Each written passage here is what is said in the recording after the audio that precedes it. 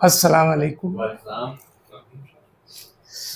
حاضرین محفل، آپ سب کے علم میں ہے کہ آج خیابان ادب میں ہم سب ویلکم کر رہے ہیں ممتاز فکشن رائٹر شبیر احمد صاحب کا۔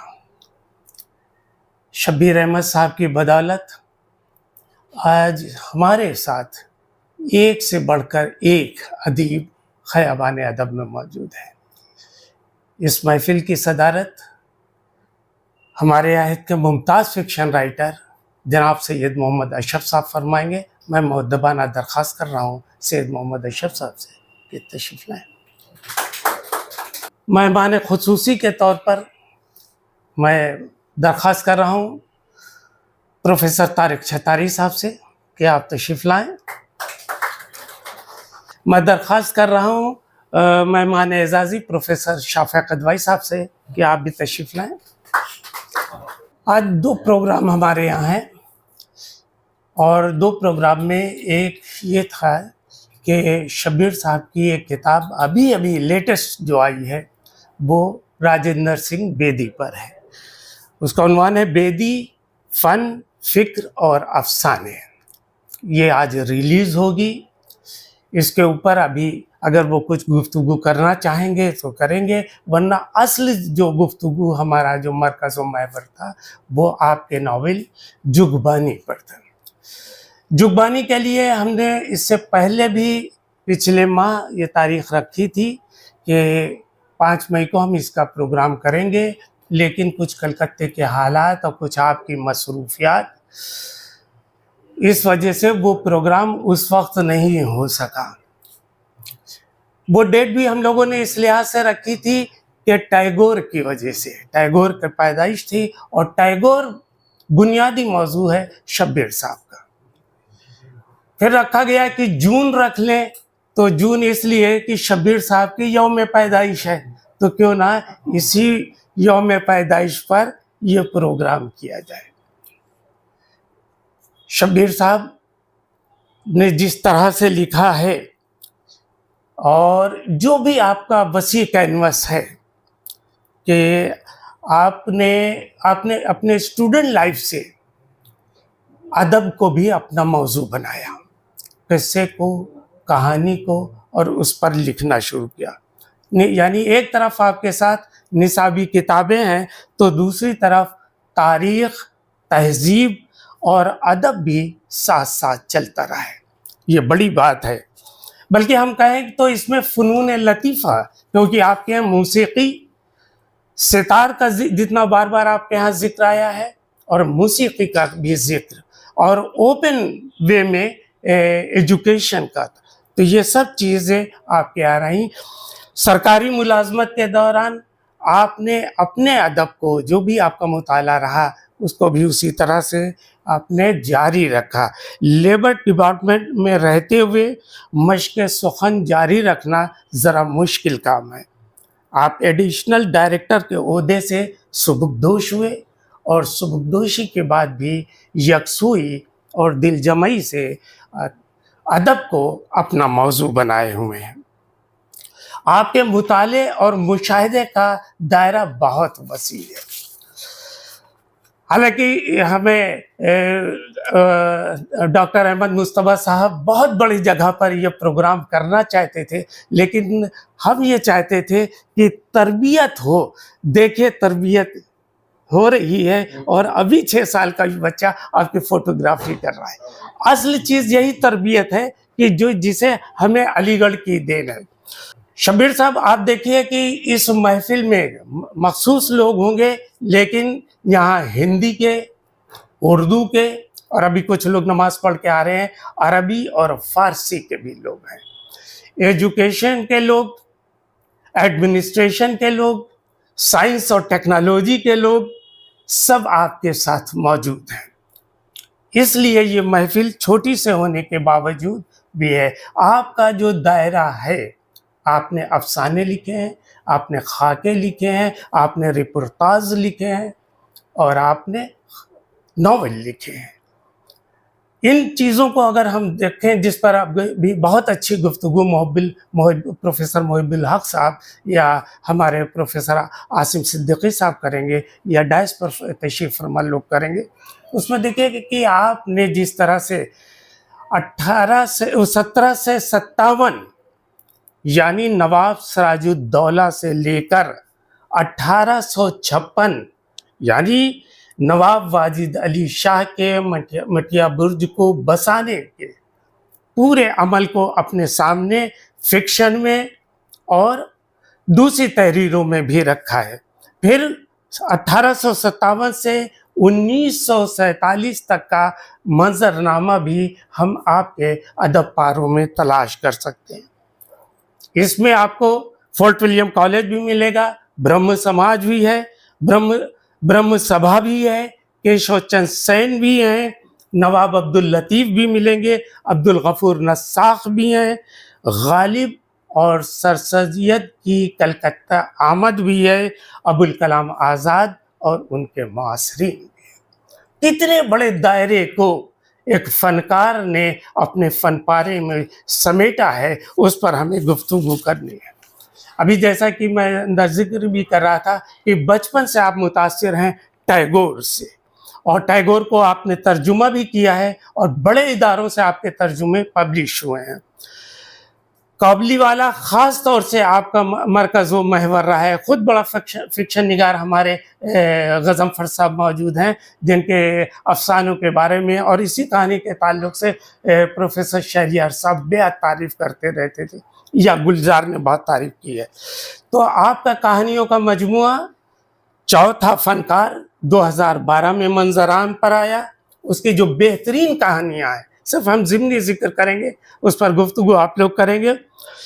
اس میں چوتھا فنکار خود بڑی کہانی ہے، پاروتی سے پارو تک، یعنی ہندوستانی تہذیب اور بنگال کی تہذیب دونوں کو کس طرح سے ایک کہانی میں سمیٹ لینا، کہ پاروتی سے پارو تک۔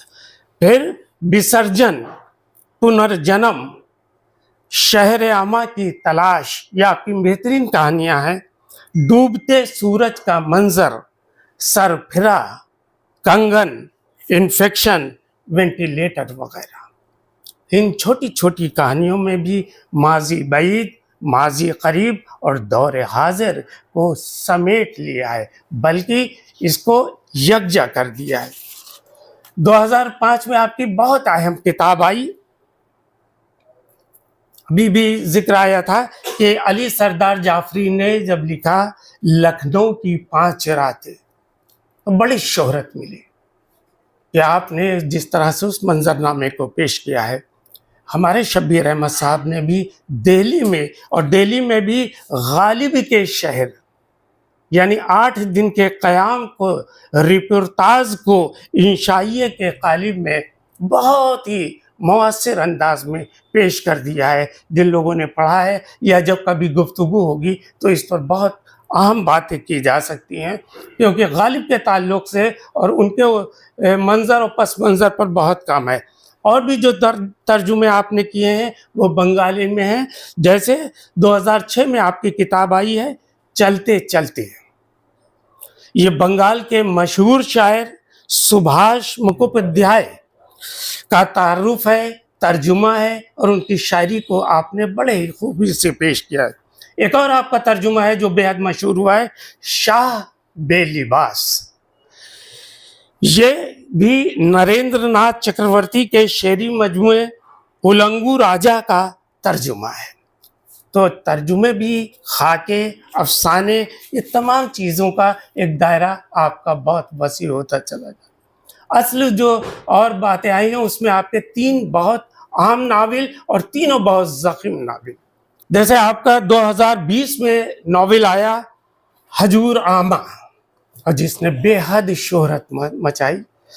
ہجور آمہ کے بعد پھر آیا آپ کا ناول، یہ بھی ضخیم ناول ہے 2022 میں، بدروہی، جس کو ہم لوگ ودروہی کہتے ہیں، لیکن بنگال میں یہ لفظ ہو جائے گا، لسانیات کے ہمارے غضنفر صاحب ایکسپرٹ موجود ہیں، بتائیں گے۔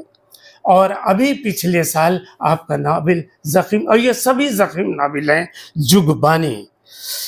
اور جگبانی کے بعد ابھی 2026 میں آپ کے ایک اور بھی کتاب آئی ہے، وہ اس میں بھی ہمیں دیکھنا ہے کہ ایک تخلیقی فنکار کس طرح سے تنقید کو دیکھتا ہے۔ تنقید کے پر آپ کے برابر مضامین شائع ہوتے رہتے ہیں اہم رسالوں میں، لیکن راجندر سنگھ بیدی کو موضوع بنا کر جس طرح سے آپ نے اس کو پیش کیا ہے، اس کی کتاب کی آج رسم رونمائی ہے۔ میں چاہتا ہوں صدر صاحب کی اجازت سے کہ اس سے پہلے کی گفتگو شروع کی جائے، کیوں نہ ہم اس کے تقریب رسم اجرا ہو جائے۔ میں درخواست کرتا ہوں شبیر صاحب سے کہ اب آپ زحمت کریں تاکہ یہ کتاب کی رونمائی ہو سکے۔ یہ ہمارے افسانوی بیدی پر آپ کی کتاب ہے اشرف بھائی، طارق صاحب۔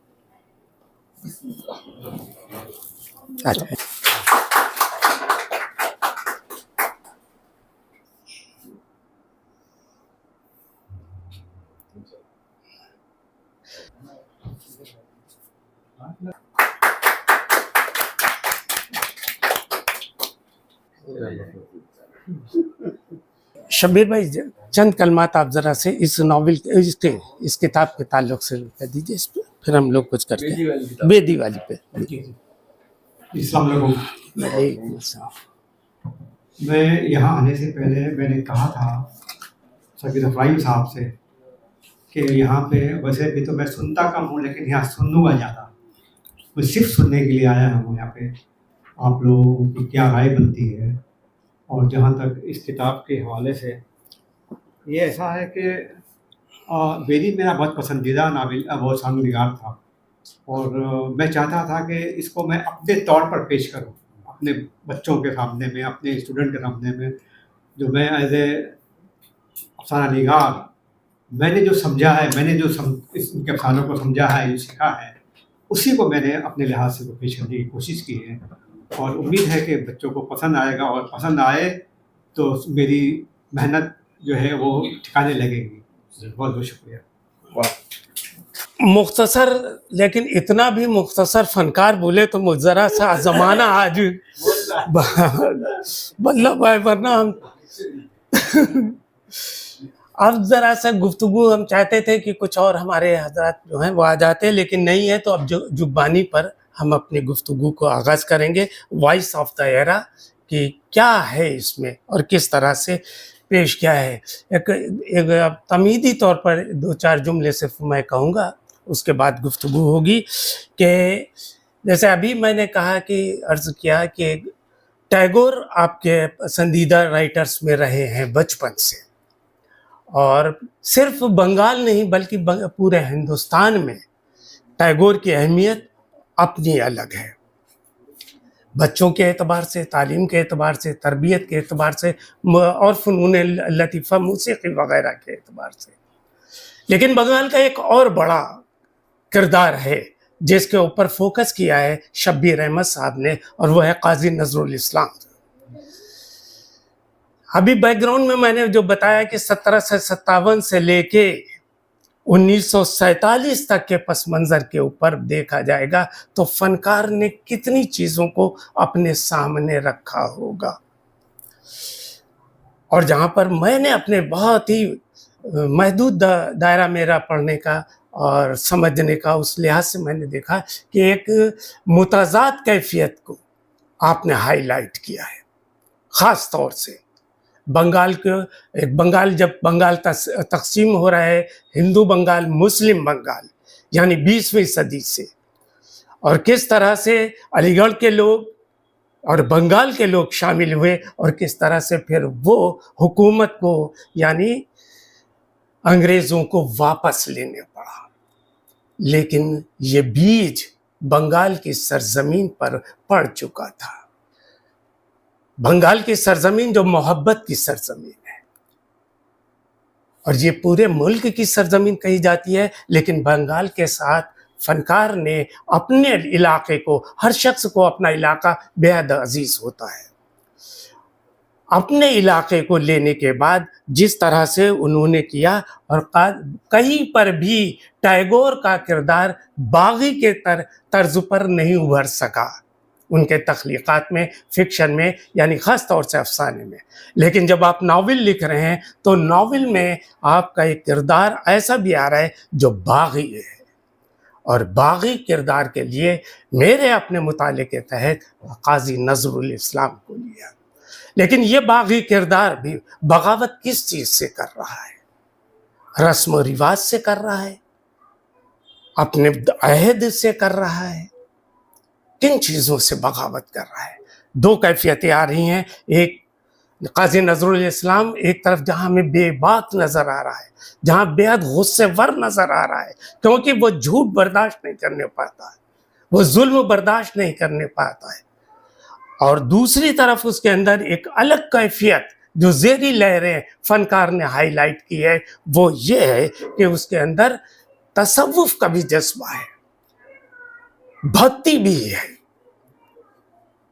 جیسے ابھی میں نے کہانی کا ذکر کیا تھا پاروتی سے پارو تک،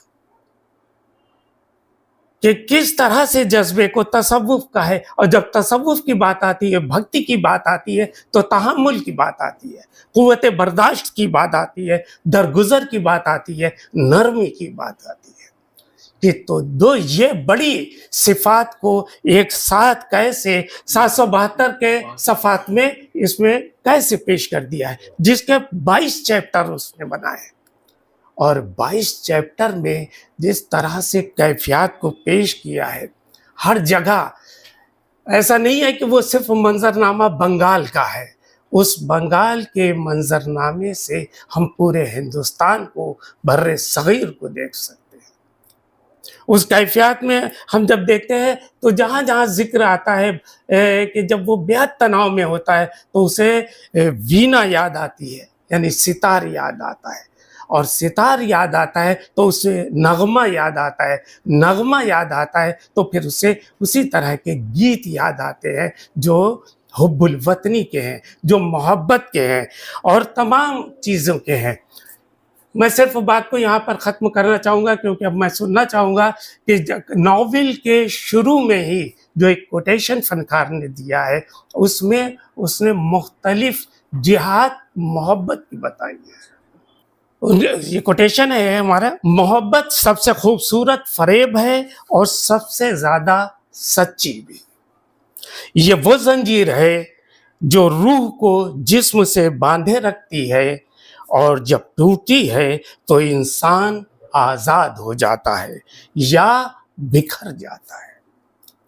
دونوں کے معنی، دونوں کے مفہوم، دونوں کے کینوس، دونوں کے ڈائمنشن الگ ہو جاتے ہیں۔ اسی کے اوپر گفتگو کے لیے آج یہ محفل سجائی گئی ہے۔ میں سب سے پہلے مؤدبانہ درخواست کرتا ہوں ڈاکٹر خالد سیف اللہ صاحب سے کہ خالد سیف اللہ صاحب میں یہ تمام کیفیات ہیں، یعنی تصوف بھی ہمارے ہاں نظر آتا ہے اور محبت کا جذبہ بھی، یہ علم سے محبت، انسانیت سے محبت، اپنے مادر درسگاہ سے محبت، وغیرہ وغیرہ۔ میں درخواست کرتا ہوں خالد سیف اللہ سے۔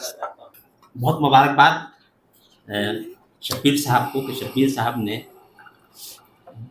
ایک ناول لکھا۔ ظاہر بات ہے کہ ایک ہی ناول ہے یہ، جو 2 الگ الگ جلدوں میں ہے، اور شبیر صاحب جو میری گفتگو ہوئی تھی اس سے یہ واضح ہوا کہ دراصل یہ 2 الگ الگ ناول نہیں ہیں، مجبوراً اس کا 2 الگ نام رکھا گیا ہے۔ یہ اصلاً ناول جو ہے وہ بدروہی ہی ہے، جس کو ہم لوگ بدروہی کہتے ہیں، لیکن بنگال کے تلفظ میں واو کو جو ہے بے سے تبدیل کر دیا جاتا ہے، اس لیے اس کا نام بدروہی ہے۔ اب ناول کا جب آغاز کرتا ہوں میں پڑھنے کے لیے، تو میں ذاتی طور پر میری عادت یہ رہی ہے کہ میں دوسروں کی تحریریں نہیں پڑھتا ہوں جو ناول کے سلسلے میں یا کسی بھی کتاب پر لکھی تحریریں ہوتی ہیں، اس لیے کہ اور یہی بات میں کوشش کرتا ہوں، کیونکہ میں بہرحال طالب علموں سے بھی تباستہ ہے میرا، میں ان سے بھی یہی کہتا ہوں کہ پہلے متن پڑھو تاکہ اپنی رائے پہلے بنا لو، دوسروں نے کیا کہا ہے وہ اس کے بعد میں دیکھنا۔ تو بہرحال دوسروں نے کیا کہا ہے وہ خیر میں بھی نہیں پڑھ پایا، اس لیے کہ میں کل صبح اس ناول کو مکمل کیا ہے میں نے۔ تو ناول نگار نے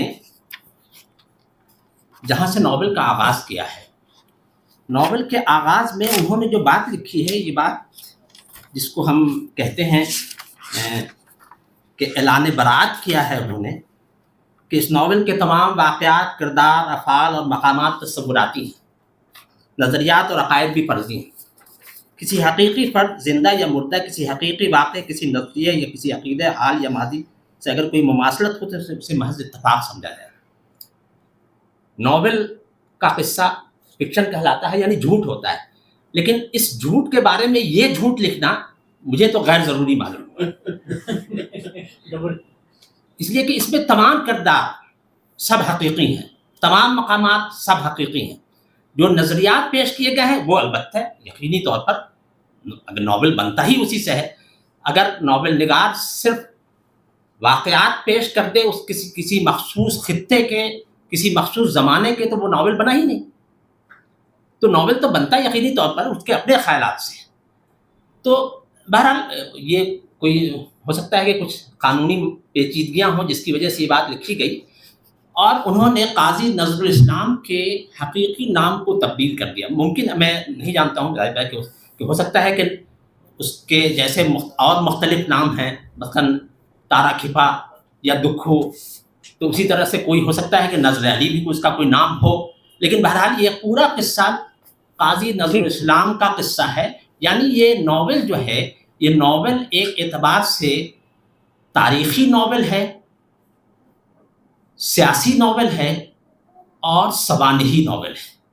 یہ تینوں ہی چیزیں اس میں یکجا ہیں۔ عام طور پر جو تاریخی ناول ہوتے ہیں وہ نیم تاریخی ناول ہوتے ہیں، یعنی اس میں تاریخ کا جز بہت کم ہوتا ہے، فکشن ہی زیادہ ہوتا ہے۔ لیکن یہ اس اعتبار سے ایک غیر معمولی ناول ہے کہ اس میں تاریخ کا حصہ بہت بڑے پیمانے پر ہے، یا کہیے کہ پوری تاریخ ہے اس عہد کی کہ جس میں اس کو بنا گیا ہے اور جس کا ایک خاص مقصد ہے۔ وہ مقصد کیا ہے یہ بھی واضح ہوتا ہے، جہاں تک میں سمجھ سکا ہوں۔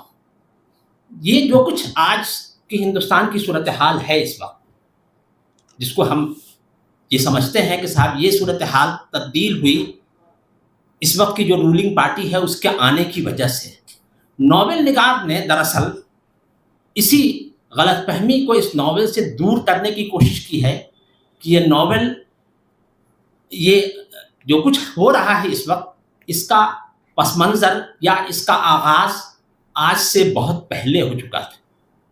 یہاں تک کہ انہوں نے جو بعض، یعنی وہ اس کردار کا نام باقاعدہ اس میں شامل کیا ہے،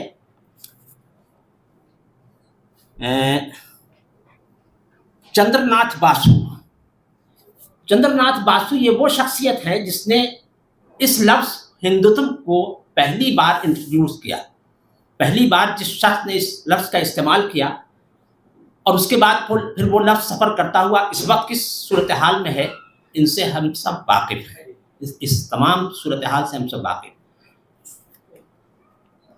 اس وقت کے ہندوستان میں جو کچھ ہے اس کی صورت اگر ہم تھوڑے سا بھی، کہ ہم سے اکثر لوگوں کا تاریخ کا اتنا مطالعہ ضرور ہے کہ ہم جانتے ہیں کہ اب یہ ضرور کہا جاتا ہے کہ صاحب یہ انگریزوں کی پالیسی تھی اور انگریزوں نے ڈیوائڈ اینڈ رول کی پالیسی کے تحت ان سب چیزوں کا آغاز کیا تھا، لیکن ہم سب کو معلوم ہے کہ آنند مٹھ یا اسلام کا وشیلا برکش کے نام سے جو کتابیں لکھی گئیں، ان کتابوں نے کیسے ہندو مسلم اتحاد کو پارا پارا کرنے کا آغاز کیا، جو اپنے عروج پر آج کے دور میں موجود ہے۔ خیر، یہ باتیں جو اس ناول کے پس منظر میں تھی، میں ناول کے قصے میں تو بہت طویل قصہ ہے، میں اس میں جانا نہیں چاہتا ہوں۔ بعض چیزیں میں جو اس ناول کے سلسلے میں کہنا چاہتا ہوں کہ دو چیزیں کہی ہیں۔ احمد علی نے اپنے ایک افسانوی مجموعے کے دیباچے میں بات لکھی تھی، میں کوٹ کرتا ہوں کہ میں تصنیف میں کچھ چیزیں بہت ضروری سمجھتا ہوں۔ کردار اور ادبی حیت، یعنی لٹری فارم۔ کردار سے میری مراد انسان کے کیریکٹر کے ساتھ ساتھ انسان کی فطرت کی گہرائیوں سے ہے۔ اگر مصنف انسان کی فطرت پر روشنی نہیں ڈال سکتا تو اس کی تمام ادبی کاوشیں بیکار ہیں۔ اسی طرح سے وہ ٹیکنیک کے تجربات میں دلچسپی نہیں رکھتا تو مصنف بننے کی خواہش ایک جھوٹی بھوک ہے۔ वैसी ही जैसे एक जर्नलिस्ट को तसनीफ की होती है। नावल निगार ने, अगर आप गौर करें तो बावजूद इसके कि ये तारीख़ के किरदार हैं, ख़ास तौर पर काजी नज़रुल इस्लाम, लेकिन तारीख़ के इस किरदार को की जो फितरत है, फितरत इंसानी है, उसको जिस खूबी से इस नावल में पेश किया है, उसकी यकीनी तौर पर इनको दाद मिलनी चाहिए। हम तमाम लोगों से, जिन लोगों ने इस नावल को पढ़ा है या जिन्होंने अभी नहीं पढ़ा, उनको यकीनी तौर पर इस नावल को पढ़ना चाहिए, इस एतबार से कि नावल निगार इस एतबार से अपने किरदारों की पेशकश में बेहद कामयाब है। बहुत अच्छी, बहुत अच्छी। दूसरी चीज़ जो इस नावल के सिलसिले में है, जो अहमद अली के हवाले से मैंने बात कही कि जो तकनीक की बात की है उन्होंने, अब आप देखिए कि ये तकनीक उर्दू नावलों में, जाहिर बात है कि जो तकनीक है, ये तकनीक बुनियादी तौर पर शऊर की रौ की ही तकनीक है, लेकिन शऊर की रौ की तकनीक आम तौर पर आज़ाद तलाज़मे ख़याल के तहत काम करती है। लेकिन इस नावल में नावल निगार ने इस तकनीक को एक बिल्कुल दूसरे तरीके से इस्तेमाल किया है। अब आप सोचिए कि नावल का आगाज़ वहाँ से होता है कि ये जो कैरेक्टर है नज़र अली, जाहिर बात है कि नावल के अंदर उसका नाम नज़र अली है। नज़र अली जो है वो दरअसल कहाँ है, आगाज़ कहाँ से होता है, वो अपनी कब्र में सोया हुआ है जी। यानी ज़िंदगी के बाद से इसके वाक़यात शुरू होते हैं, और फिर जो उसका हमजाद है या कहिए कि जो हमनशी है या जो भी है, जिसकी आप अगर नावल का मतन पढ़ें तो नावल के केस में है कि जैसे ही वो आहट मिलती है तो वो अपने चेहरे पर हाथ फेरता है कि साहब मेरी दाढ़ी तो नहीं है, यानी वो उसका हम शक्ल है। तो वो इन चीज़ों को देखता है और फिर इन दोनों की गुफ्तगू से नावल का आगाज़ होता है, और वो मुख्तलिफ़ किस्म की तरंगें हैं, वही तरंगें हैं जो जहनी तरंगें जो कही जाती हैं हमें शऊर की रौ के हवाले से। तो वो उन मुख्तलिफ़ तरंगों में उसकी ज़िंदगी के मुख्तलिफ़ शेड्स दिखलाने की कोशिश करता है। और अब ये ज़रूर है कि जब नावल ज़ख़ीम होता है तो उसमें बहुत सी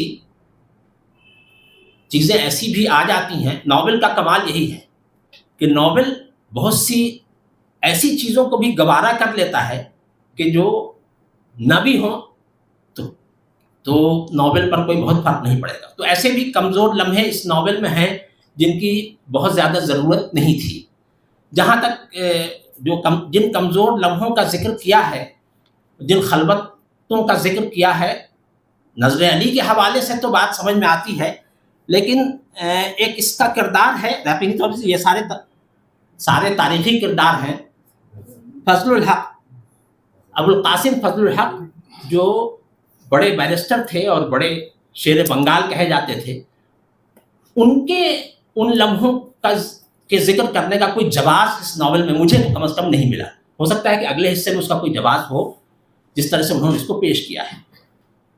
वो क्यों लिखा गया, यकीनी तौर पर नावल निगार जो कुछ पेश करता है नावल में, उसका कोई जवाब होना चाहिए, जो मेरी समझ में आता है।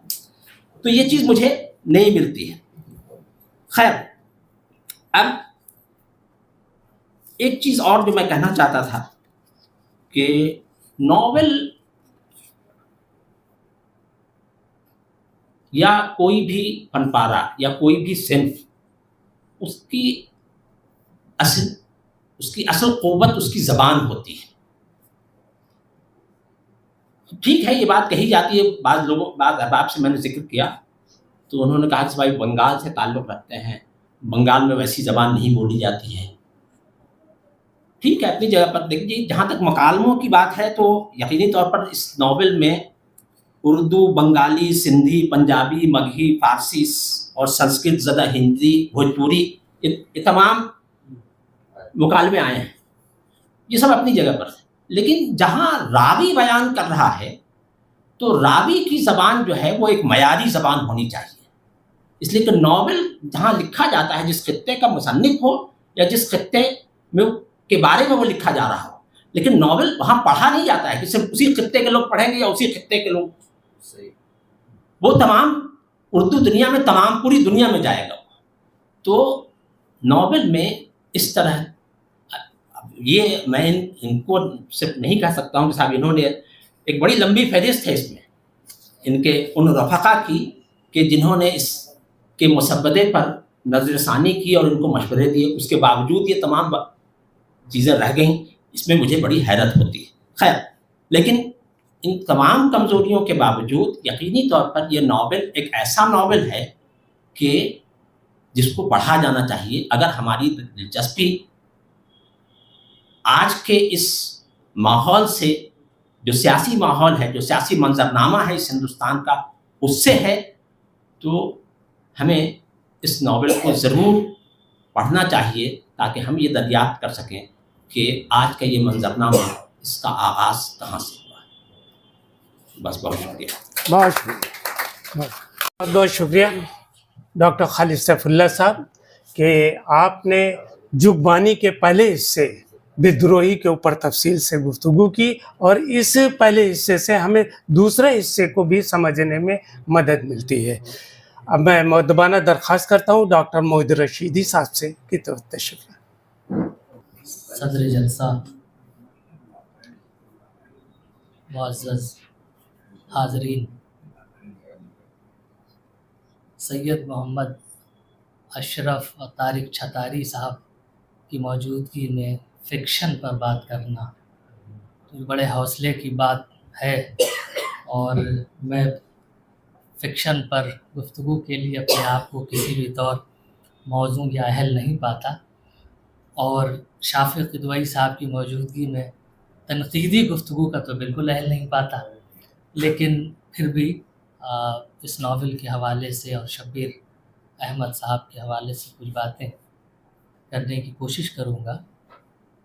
شبیر احمد جو فکشن کا معاصر منظرنامہ ہے، میں صرف مغربی بنگال یا کلکتہ نہیں کہوں گا، بلکہ جو ہمارا ہندوستان، پاکستان، بر صغیر کا اردو فکشن کا جو منظرنامہ ہے، اس میں ایک اسٹیبلشڈ نام میں کہہ سکتا ہوں، جہاں تک مجھے لگتا ہے کہ شبیر صاحب کا نام ہے۔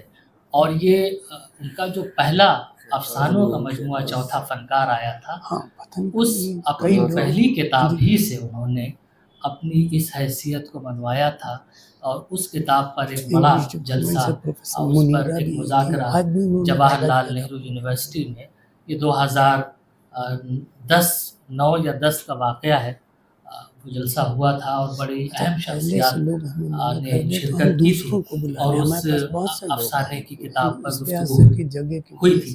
اب شبیر صاحب کی جو ایک بہت اہم جہت ہے، وہ ایک مترجم کی حیثیت سے ہے، اور اس حوالے سے بھی انہوں نے اپنے آپ کو اسٹیبلش کیا ہے۔ سنیل گنگوپادھیائے کے ناول کو صحیح سمے اور اس وقت کے نام سے انہوں نے اس کا ٹرانسلیشن کیا، اور ساہتیہ اکیڈمی سے وہ شائع ہوا ہے۔ وہ ناول بھی کمال کا ہے، اور اس کے مترجم بھی کمال کے ہیں، اس لیے کہ ہمارے یہاں براہ راست بنگالی سے اردو میں ترجمہ کرنے والے لوگ کم ہیں، انگریزی سے ترجمہ کرنے والے ہمارے یہاں بہت ہیں، لیکن بنگلہ متن کو پڑھ کر اور اس زبان کی باریکیوں، نزاکتوں کا، محاوروں کا خیال رکھتے ہوئے اس متن کو اردو کا قالب عطا کرنا، تو یہ ایسے بہت کم لوگ اس وقت ہیں۔ اور کچھ شبیر صاحب کے پیشرووں میں کچھ لوگ تھے جو اب بدقسمتی سے ہمارے درمیان نہیں رہے، لیکن انہوں نے یہ بڑا کارنامہ انجام دیا، اور ٹیگور پروجیکٹ کا بھی یہ پارٹ تھے۔ ٹیگور کی کہانیوں کا بھی انہوں نے ترجمہ کیا، خاص طور پر بچوں کی کہانیوں کا، جو ابھی حال ہی میں NCPUL سے وہ شائع ہوا ہے۔ اور یہ جو مغربی بنگال کے جو چند نام ہمارے سامنے آتے ہیں، جن میں انیس رفیع صاحب اور پھر صدیق عالم اور فیروز عابد اور عشرت بیتاب اور بھی نام ہیں، لیکن انیس رفیع اور صدیق عالم کے بعد اگر اس خطے کی سرحدوں کو توڑ کر کوئی نام اگر بر صغیر تک پہنچا ہے تو وہ شبیر احمد کا ہے، اور یقیناً وہ اس داد کے مستحق ہیں۔ اب یہ جو ناول ہے جگبانی، یہ ایک کیریکٹر بیسڈ ناول ہے اور اسے ایک تاریخی ناول یا صرف سوانحی ناول کہنا مجھے لگتا ہے کہ اس ناول کے ساتھ زیادتی ہوگی، بلکہ اسے بر صغیر کا سیاسی اور فکری اور فلسفیانہ محاکمہ اگر کہا جائے تو یہ زیادہ مناسب اس کے لیے یہ الفاظ ہوں گے۔ قاضی نظر الاسلام کی زندگی، اور صرف ایسا نہیں ہے کہ سوانحی کڑیوں کو جوڑ کر انہوں نے ایک متن تیار کر لیا ہے، بلکہ قاضی نظر الاسلام کا جو فکری اضطراب ہے، جو ان کی شخصیت میں جو انقلاب ہے، جو چنگاری ہے، اس کو بنیاد بنا کر یہ متن تخلیق کیا گیا ہے۔ نظر علی محض ایک فرد نہیں بلکہ ایک پورا عہد اور ایک مکمل وجود کی حیثیت سے اس ناول میں موجود ہیں، اس لیے اسے محض سوانحی فکشن کہنا اس فکشن کے ساتھ زیادتی ہے۔ بر صغیر کی تاریخ، ہندو مسلم خلیج اور تقسیم وطن، تقسیم ہند، یہ اس کے پس منظر میں ہے، اور ابھی خالد صاحب نے پہلے حصے کا تنقیدی جائزہ لیا تو یہ صرف اس کے پس منظر ہی میں نہیں بلکہ یہ ناول جہاں آ کر ختم ہوتا ہے وہ پورے متن میں، پورے ناول میں یہ بنیادیں ہمیں نظر آتی ہیں، اور یہ صرف اس لیے اسے ہم نہیں کہہ سکتے کہ یہ پس منظر، یہ موضوعات سے پس منظر میں ہے، بلکہ اسے ایک متحرک قوت کی حیثیت سے ہم اس ناول میں دیکھتے ہیں کہ جتنے پوائنٹس ہیں یہ صرف ایسا نہیں ہے کہ اس متن کو بنانے کے لیے یہ تاریخ کے واقعات لے لیے گئے ہیں، بلکہ یہ بہت ایکٹیو انگریڈینٹ اس ناول کے ہیں، اور انہوں نے اس کردار کو، نظر علی کے کردار کو اس ناول میں ہیرو تو بنایا ہے لیکن ویسا ہیرو نہیں۔ ابھی خالد صاحب نے بھی اس کا ذکر کیا کہ جس طرح ہمارے ہاں ممدوح کا بیان جس طرح کیا جاتا ہے وہ صورت بالکل نہیں ہے، بلکہ یہ ایک زندہ گوشت پوست کا انسان، اس میں بشری کمزوریاں بھی ہوتی ہیں، تو اس کردار میں بھی ہمیں یہ پہلو نظر آتا ہے۔ ناول کے جو نسوانی کردار ہیں، خاص طور پر گری بالا اور ڈولی کا جو کردار ہے، اس میں مشرقی عورت کا صبر، مزاحمتی قوت، بقا اور غیر مشروط محبت کی خوبصورت علامتیں یہ خواتین کردار ان علامتوں میں ڈھل کر ہمارے سامنے آتی ہیں۔ برطانوی راج کے نو آبادیاتی جبر، چھاپا خانوں کی سیاست اور ادیبوں کے معاشی استحصال کو نہایت بے باکی کے ساتھ اس ناول میں بے نقاب کیا گیا ہے۔ ناول کی زبان اور اس کے زبان و بیان میں خاص قسم کی بے چینی، ولولہ، رقت آمیزی موجود ہے جو قاری کو محض کہانی سنانے کے بجائے اس عہد کے کرب کا حصہ بنا دیتی ہے۔ مجموعی طور پر جغبانی قاری کو سستی تسکین دینے کے بجائے فکری طور پر بے چین کرتا ہے، اسے جھنجھوڑتا ہے، اس کے اندر سوالات پیدا کرنے کے لیے گنجائشیں پیدا کرتا ہے، اسے غور و فکر پر آمادہ کرتا ہے، اور انسانیت، مذہب اور آزادی کے حقیقی مفہوم پر غور کرنے پر آمادہ کرتا ہے، بلکہ مجبور کرتا ہے۔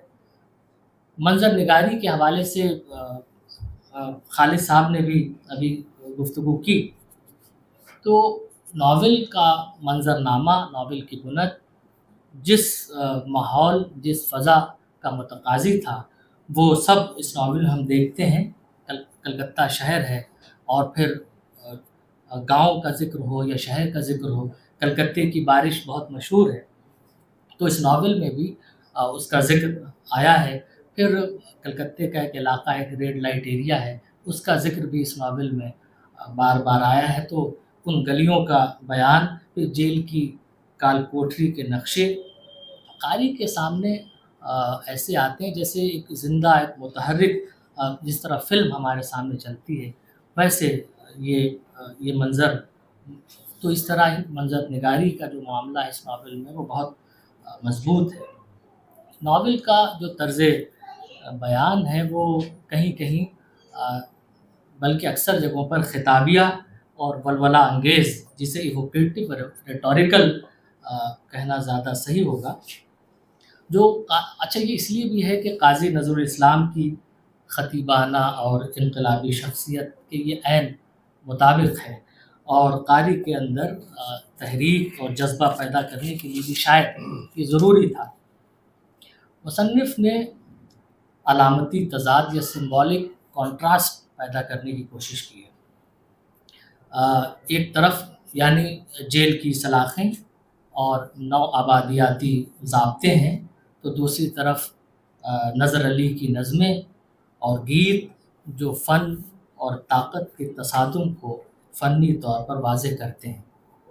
کہانی کا تخلیقی مرکز یا کریٹو فوکس جسے ہم کہیں وہ بہت مضبوط ہے۔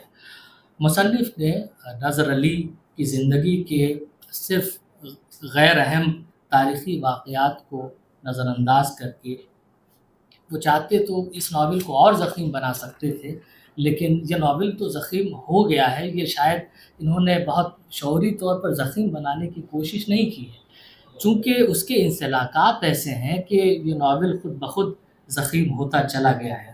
تو بہت مرکوز ہو کر ان واقعات کو جو اس ناول کے لیے ضروری تھے وہی انہوں نے منتخب کیے، اور وہ ناول کے ارتقاء کے لیے بھی اور اس کردار کے ارتقاء کے لیے بھی شاید وہ واقعات ضروری تھے۔ تو اس لیے یہ اس کی ضخامت کوئی عیب نہیں ہے، بلکہ اس متن کا وہ ایک ضروری وہ مجبوری ہے، اس تخلیقی بنت کی مجبوری ہے۔ ناول میں جو ایک ٹریجک ٹینشن ہے وہ شروع سے آخر تک وہ ہمیں نظر آتا ہے، اور جب نظر علی اپنی یادداشت کھو بیٹھتے ہیں اور وہ بیمار ہو جاتے ہیں، گہرے نفسیاتی صدمے کا شکار ہو جاتے ہیں، تو صرف ایک کردار کا یہ مسئلہ نہیں ہے، بلکہ جو پڑھنے والے ہیں ان کے لیے یہ نظر علی کا جو یہ عرصہ ہے یہ والا، وہ پڑھنے والوں کے لیے ایک کیتھارسس کا عرصہ ہے۔ یعنی اصل اس ناول سے ملاقات یا اصل اس ناول کی روح مجھے لگتا ہے وہی والا حصہ ہے، وہی پارٹ ہے جس میں پڑھنے والا بھی ایک طرح سے اس کے اندر بھی تبدیلی رونما ہوتی ہے، اور ناول کے متن میں بھی۔ اب جہاں تک ذکر کیا خالد صاحب نے محاوروں کا، لفظیات کا، کہ جس علاقے میں یہ ناول لکھا جا رہا ہے وہ وہاں کی جو بولیاں ہیں، وہاں کی جو لفظیات ہیں، وہاں کے جو موسم ہے وغیرہ، لباس ہے، کھانے پینے کی، یہ ساری چیزیں وہ ریفلیکٹ کرتی ہیں، تو وہ اس ناول میں بھی ہے۔ اچھا، اب اس ناول میں جو چیز ڈیکوڈ کرنے میں بہت دشواری ہوتی ہے، بہت دقت ہوتی ہے، کئی بار غضنفر صاحب نے 2-3 بار فون کیا اور انہوں نے پوچھا وہ پڑھ لیا؟ میں نے کہا نہیں، ابھی تک تو نہیں پڑھ سکا، تو پڑھ کے بتاؤ۔ تو اپنے طور پر جو کچھ یہ چونکہ مشکل مرحلہ تھا، جو علامت کو ڈیکوڈ کرنا یہ ایک بہت مشکل کام ہوتا ہے، تو اس میں جو 2 کردار ہیں، ایک اباپوش ابن فقیر اور خود نظر علی، ایسا لگتا ہے کہ 3 الگ الگ کردار ہیں، لیکن یہ 3 الگ الگ کردار میری ناقص فہم میں نہیں ہے، بلکہ یہ ایک ہی کردار کے شیڈز ہیں، وہ اس کی ارتقائی صورتیں ہیں۔ تو اباپوش انسان کا خالص ضمیر جسے ہم کہہ سکتے ہیں وہ ہے، جو نظر علی کے اندر کا وہ جج ہے جو اس کی جذباتی لغزشوں، فرار کے راستوں اور کمزوریوں پر کڑی نظر رکھتا ہے اور اسے جھنجھوڑتا ہے۔ ابن فقیر انسان کا جو داخلی وجود ہے یا انر سیلف ہے یا سوچنے والی روح ہے، وہ انسان ہے جو سچ کی تلاش میں نکلتا ہے، جو کائنات کے اسرار پر غور کرتا ہے، جو دنیا کی بے ثباتی پر اڑتا ہے اور جس کے دل میں انسانیت کا درد پنہاں ہے۔ اور نظر علی خارجی عمل، انقلابی اور مادی وجود کی علامت، اس تثلیث کا وہ مادی اور زمینی رخ ہے جو قاضی نظر الاسلام کی صورت میں بر صغیر کی تاریخ کے سٹیج پر عملی جد و جہد کرتا ہوا نظر آتا ہے۔ ان تینوں کے درمیان جو اصل رشتہ ہے یا کلائمیکس ڈیکوڈنگ جسے ہم کہیں، وہ یہ ہو سکتا ہے کہ نظر علی وہ مادی انسان تھا جو دنیاوی زندگی اور تاریخ کی چکی میں پسا، ابن فقیر اس مادی انسان کا فکری اور روحانی جوہر تھا جو اس کے دکھوں کو علم اور نور میں بدل رہا تھا، اباپوش وہ ابدی سچائی ہے جس میں آخر کار ان دونوں کو ضم ہونا تھا، چنانچہ ان تینوں کا رشتہ ایک ہی شمع، اس کے نور اور اس کی تپش کا ہے۔ یہ الگ الگ افراد نہیں ہے بلکہ ایک عظیم فنکار کی روح یعنی ابن فقیر، اس کے ضمیر یعنی اباپوش، اور اس کے جسمانی و انقلابی وجود یعنی نظر علی کی فکری یکجائی کا نام ہے۔ یہ ناول محض ماضی کا ایک قصہ نہیں ہے بلکہ آج کے دور میں بڑھتی ہوئی سماجی مذہبی جو کٹر پسندی ہے اور نظریاتی انتہا پسندی ہے، اس کے خلاف ایک طاقتور بیانیہ، ایک طاقتور آواز کی صورت میں یہ متن ابھرتا ہے، اور یہ ناول ہمیں یاد دلاتا ہے کہ ہندوستان کا شاندار ماضی کیا تھا اور موجودہ ہندوستان کو کیسا ہونا چاہیے۔ بہت شکریہ۔ بہت خوب معید رشید صاحب، یہ امید بھی تھی۔ میں مؤدبانہ درخواست کر رہا ہوں پروفیسر محب الحق صاحب سے کہ تشریف لائیں۔ جناب صدر، پروفیسر طارق ستاری صاحب، شافع قدوئی صاحب، اساتذہ اکرام اور ساتھیوں، میرے لیے بہت مشکل اس لیے ہے کہ اردو دنیا کے بڑے ناول نگار، فکشن نگار سید محمد اشرف صاحب کی صدارت ہے، طارق ستاری صاحب موجود ہیں، غضنفر صاحب موجود ہیں، اور پھر اتنے بڑے اسکالرس خورشید صاحب موجود ہیں، اور اردو دنیا کے بڑے لوگ یہاں پہ موجود ہیں۔ میری مادری زبان اردو ہے۔ اس ناول سے میرا گہرا تعلق اس لیے ہے کہ یہ ناول جہاں پہ لکھا جا رہا ہے، جہاں بنا جا رہا ہے، وہ سب علاقہ ایسا ہے، میری پیدائش چونکہ آسنسول کی ہے، اور چرلیا وہاں پہ نزدیک گاؤں ہے جس کا بہت ذکر آیا ہے، آسنسول، اور پھر وہ دارجلنگ تک جاتے ہوئے ہل کاٹ روڈ جہاں پہ آج بھی میرا گھر ہے، دادا جہاں میں رہا کرتے تھے۔ تو اس ناول کو میں نے اس طرح سے دیکھا ہے کہ میرے لیے نوسٹیلجیا بھی ہے یہ ناول۔ میں سب سے پہلے ایک کنفیشن بہت ہی آنیسٹلی کرنا چاہتا ہوں کہ میرا مطالعہ بہت ہی محدود ہے۔ میں جو ناول سامنے ہے اس کو میں نے پڑھا ہے بہت کمپیریٹیو، جیسا معید رشیدی صاحب نے یا خالد سیف اللہ صاحب نے آپ کے سامنے پیش کیا کہ ان کا بہت وسیع مطالعہ ہے، اور ان لوگوں نے پڑھا۔ میں نے جو 2-3 ناول بہت ٹھیک سے پڑھا ہے اس میں سید محمد اشرف صاحب کی آخری سواریاں ہیں، اور طارق ستاری صاحب کی آسمان منزل ہے، اور پھر یہ شبیر احمد صاحب کی نوازش سے میں نے یہ ناول پڑھا ابھی، جگبانی۔ فیکٹ بیسڈ فکشن کی اپنی ایک پرابلم یہ ہوتی ہے کہ جب ناول نگار کچھ لکھنا چاہتا ہے تو اس کے پاس لگژری آف چوائس نہیں ہوتی ہے، یعنی کہ جو چاہیں وہ اپنی کریٹیوٹی سے کریٹ کر لیں، چونکہ اس میں ایک تاریخ ساز شخصیت کا ذکر ہے، اور تقریباً اگر آپ بریٹینیکا پڑھیں گے نظر الاسلام پہ تو وہ تمام فیکٹس آپ کو سامنے ملیں گے جس میں مبالغہ کم، اور وہ تمام فیکٹس صحیح ہیں جو ان کے بارے میں ہیں۔ جو سب سے بڑی بات یہ ہے کہ ان کے پاس چونکہ وہ لبرٹی آف چوائس جسے کہتے ہیں کہ جو چاہیں وہ لکھ دیں وہ نہیں ہے، اس کے باوجود ناول نگاری بہت مضبوط نظر آتی ہے۔ اور اس کے ساتھ ایک بڑی بات یہ ہے کہ ایک تاریخ ساز شخصیت وہ بھی بنگال میں ہے، قاضی نظر الاسلام پہ لکھنا کچھ، اور پھر جب ناول نگار کسی ہیرو سے خود ہی اٹیچڈ ہو جاتا ہے اور اس میں غلو اور مبالغے سے کام لیتا ہے، ساتھ ساتھ اس کی خامیوں کو چھپاتا ہوا خوبیوں کو زیادہ اجاگر کرنے کی کوشش کرتا ہے، اکثر یہ ہو جاتا ہے۔ اور لیکن داد دینی چاہیے شبیر صاحب کو کہ انہوں نے قاضی نظر الاسلام کو جو پیش کیا ہے جس طرح سے، تو اس میں سونا گاچھی میں بھی ان کو دکھاتے ہیں، نرگس کے ساتھ جو عہد شکنی ہے اس کا بھی ذکر کرتے ہیں، دیو رائے کی بیوی جو دیو رائے ان کے محسن ہوتے ہیں، ان کی بیوی کے ساتھ جو ان کے تعلقات ڈیولپ ہوتے ہیں اس کو بھی وہ ذکر میں لاتے ہیں۔ یعنی ایک بہت ہی آنیسٹ ریسرچر کے طرح سب سے پہلے جو انہوں نے خام مال اکٹھا کیا اس میں ڈسپیشنیٹ ہو کے انہوں نے इन चीज़ों को सामने रखा। मैं इसके लिए आपको मुबारकबाद देता हूँ कि वो जो बाइनरीज क्रिएट की जाती हैं कि या तो इंसान बहुत ही अच्छा होगा तो या इंसान बहुत ख़राब होगा, या तो विलेनाइज करते हैं या फिर हीरो बना देते हैं, उससे अलग हट करके बहुत हकीकत पसंदी के साथ आपने जिक्र किया है।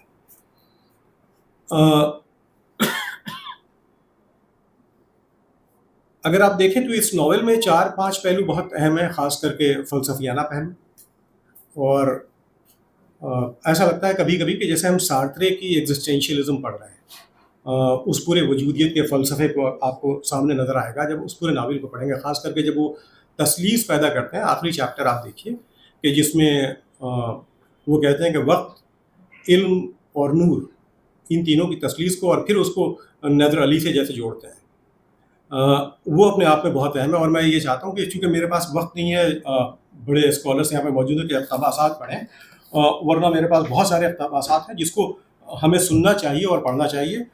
नावल अगर आप पढ़ें तो इसमें मिसाल के तौर पे आलमी सियासत और उस ज़माने में जो डेवलपमेंट हिंदुस्तान में हो रहे थे खिलाफत तहरीक वगैरह के ज़माने में, उस पर एक जुमला यानी 2-3 लाइन जो है वो बहुत ही अहम है। आप 58 पेज पे अगर आप देखेंगे तो एक जगह ये कहते हैं,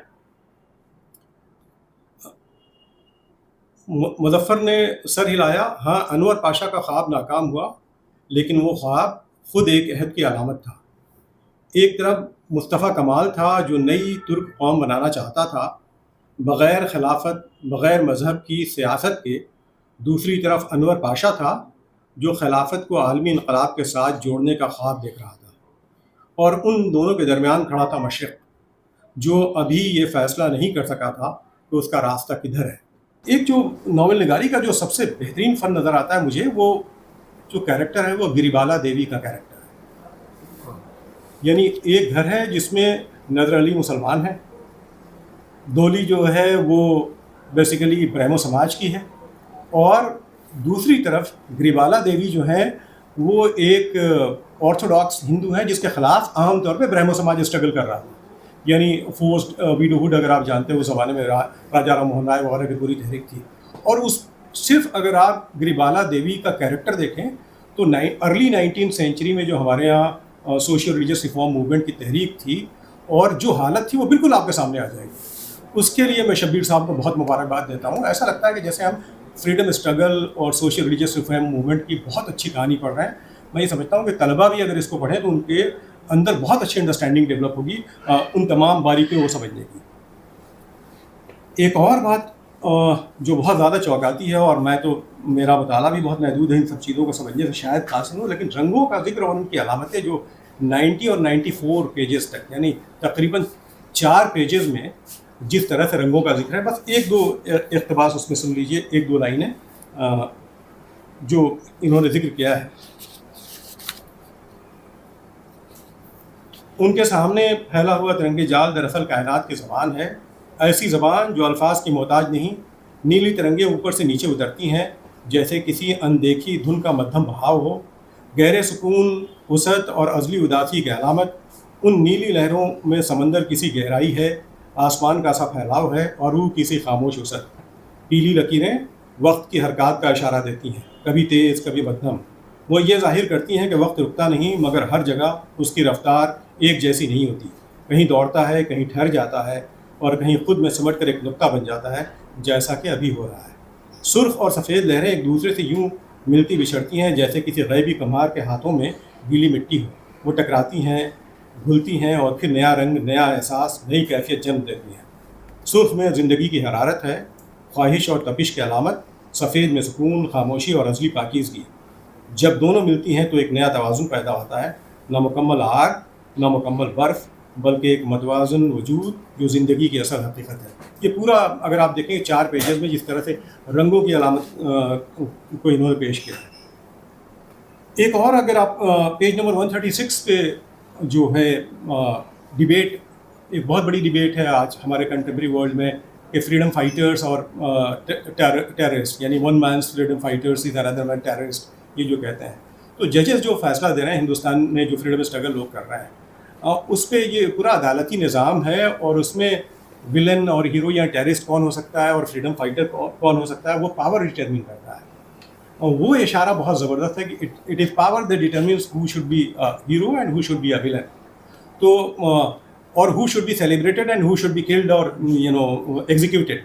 تو وہ الٹیمیٹلی وہ اشارہ پیج نمبر 136 پہ بہت خوبصورت ہے. وہ اقتباس بھی پڑھنے کے لائق ہے لیکن وقت کم ہے اس لیے میں اس کو نہیں پڑھوں گا.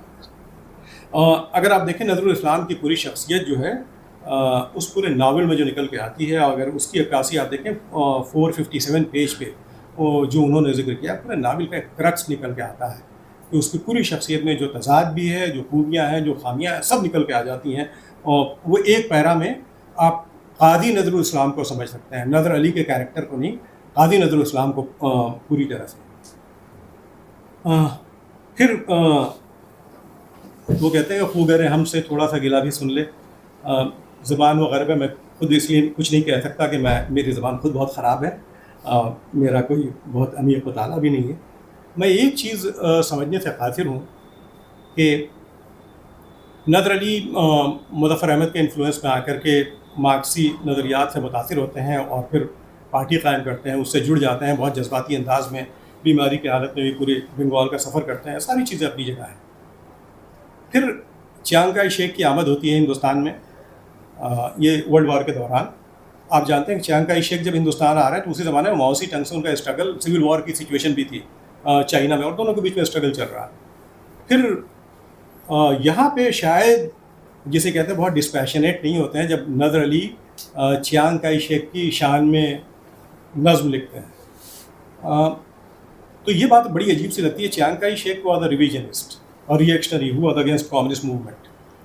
تو شاید یہ پہلو ایسا ہے جو میں سمجھنے سے قاصر ہوں کہ کیا انہوں نے مارکسی نظریات کو ابنڈن کر دیا تھا، اور مارکسی نظریات کو ابنڈن کرنے کے بعد وہ ایک ریویژنسٹ جسے یعنی مارکسسٹ عام طور پہ دشمن مانتے ہیں، اس کے ساتھ اتنی ہمدردی رکھنا کہ اس کی شان میں نظم کہہ دینا، یہ بڑی عجیب سی بات لگتی. یہ میری شاید سمجھ میں نہیں آ پایا، اتنی سی بات ہوگی. ضخامت کی بات ابھی ہوئی. شروع میں نے جب شروع کے 100 پیجز پڑھے تھے تو مجھے لگتا تھا کہ بہت ضخیم ناول ہے، اور آج کے دور میں جب پڑھنے لکھنے کا معاملہ اور خاص کر کے اردو ناول میں یا اردو کی جو پڑھنے والے لوگ ہیں وہ بہت کم ہیں، تو ایسی حالت میں اتنا ضخیم ناول. لیکن جب ناول آپ ختم کرتے ہیں تو یہ اندازہ ہوتا ہے کہ آپ کی اگنورنس جو ہے اس میں بہت حد تک، یعنی میرے جیسے کم علم انسان کے لیے اس کی اگنورنس میں کسی حد تک کمی آتی ہے، بہت چیزیں سمجھ میں آتی ہیں.